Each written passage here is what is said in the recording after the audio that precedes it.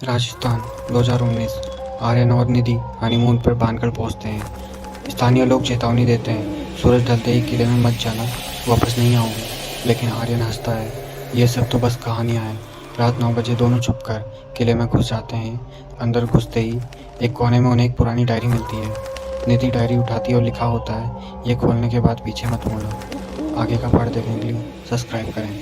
Horror stories series 1। निधि diary खोलती है और तभी हवा तेज चलने लगती है। डायरी का एक पन्ना उड़कर आर्यन के चेहरे से टकराता है और आर्यन पढ़ता है, तांत्रिक सियानी और श्रापित राजकुमारी रत्नावती। तभी आर्यन बोलता है निधि से, निधि तुम्हारे पीछे कोई खड़ा है। निधि पीछे देखती है और एक काला साया पलक झपकते गायब हो जाता है। और अगले नेक्स्ट पार्ट के लिए सब्सक्राइब करें हमारे हॉरर स्टोरी सीरीज 1। डर कर दोनों होटल लौट आते हैं। रात को आर्यन सपना देखता है, एक तांत्रिक हवन कर रहा है और एक राजकुमारी से कह रहा है, तू मेरी है। आर्यन झटके से उठता है, उसके हाथ पर काले रंग का तिलक बना होता है, जो उसने सपने में तांत्रिक के हाथ पर देखा था।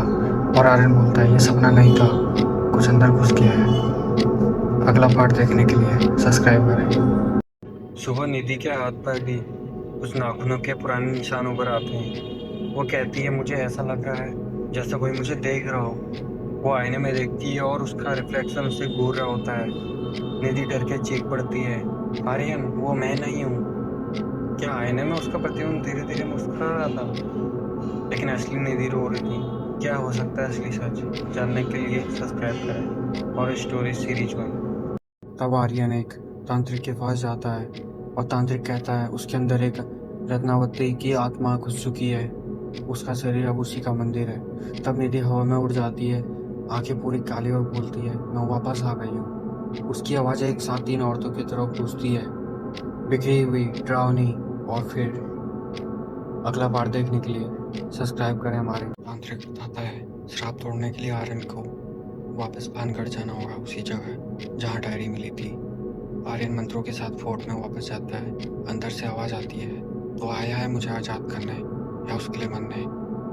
आर्यन के सामने दरवाजा खुद ब खुद खुलता है और पीछे का दरवाज़ा तेज आवाज़ के साथ बंद हो जाता है।